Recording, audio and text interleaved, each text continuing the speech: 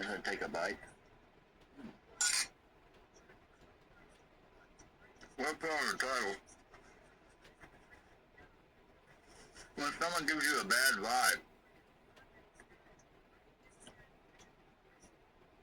it's a cry for help from a troubled soul. Pray for them in some way.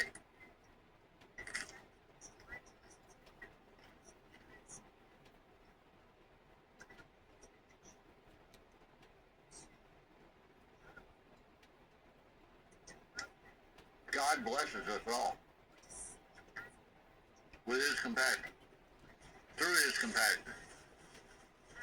For God so loved the world. John chapter 3, right? The whole thing, really. Not just John 3:16.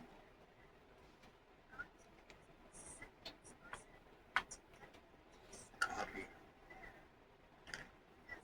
I blend French roast and Colombian.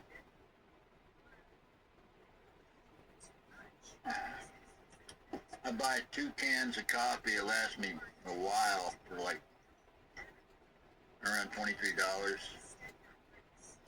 And how much is a Starbucks? Don't tell me because I don't go there. One time somebody gave me a gift certificate there, and I lost it for the longest time, and I finally found it. They told me $25. So I went there one day. I went to buy one. I went buy a Starbucks. I said, "Oh, I've got a gift certificate, a gift card, like a credit card." And I got all these pastries and stuff. They're like, "And don't say." Well, it turned out that's only $5 on the card, man. The guy was really. I said, "What? Somebody trying to embarrass me or what?" They told me $25 on this card. It was a supervisor I had at a job. I'm like, and then it's funny because I lost it forever. I thought, I don't know what happened to that thing. It took a walk, I guess, all on its own. Well, it showed back up. I tried to use it. And the guy waiting on me, he was so cool. He was like, "Tell you what, I'm going to throw a couple of these things in here because somebody tried to do you some kind of way, maybe they just, maybe it was an oversight." So anyway, what did I say, John chapter 3? This will go live on TikTok to read it. Or just I'll make a film of it or something. Hold on. I haven't gone live on TikTok in a while. I thought I'd make here I'm trying to polish this wonderful video on one wonderful person. Okay, here we go. Okay, TikTok.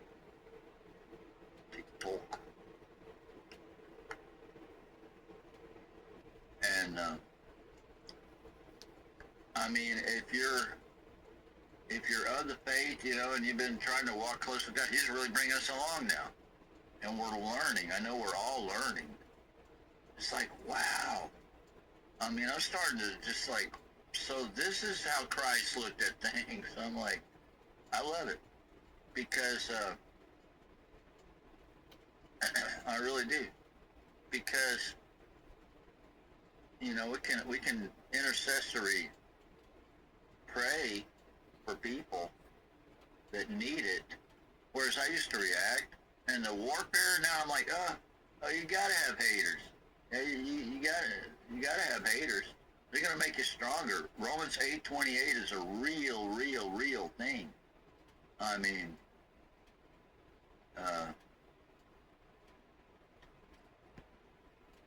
it's a real thing. Okay, I should be ready to go live on TikTok now. Romans 8:28. I want to read John 3 also.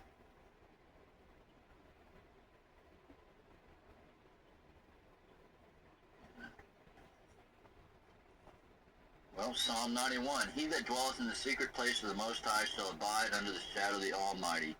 I will say of the Lord, He is my refuge and my fortress, my God. In him will I trust. Surely he shall deliver me from the snare of the fowler and from the noisome pestilence. He shall cover me with his feathers, and under his wings I shall trust. His truth shall be my shield and buckler. I shall not be afraid for the terror by night, nor for the arrow that flieth by day, nor for the pestilence that walketh in darkness, nor for the destruction that wasteth at noonday. 1,000 shall fall on my side, and 10,000 at my right hand. At least they did in the past. I added that. But it shall not come nigh me. I don't know what they're falling, probably because the enemy can get to them through their sin. So the less you sin, the better, the more protected you stay in the Holy Spirit. Righteousness is the language of heaven. So I'm not perfect either. Don't get me wrong. I mean, but I witnessed Christ walking through me, man. And it's like he only does it when God allows us to, seek him. So I do it. And, the righteousnesses of God, Ephesians 6, I think it starts at 10 and goes to about 18, 19, the full armor of God. That breastplate of righteousness, that's God's righteousness, man. It ain't mine. My righteousness is just like yours, brother, unless you're Jesus Christ. Filthy rags. Do I have horns? Oh, I have one hair sticking out. It looks like my brain is the head of pin of a ready writer. That's kind of groovy. Okay, about falling. 1,000 shall fall at thy side, and 10,000 at thy right hand, but it shall not come nigh thee, because God is protecting you. And unless, God takes that hedge of protection down, like he did for Job, it'll stay up.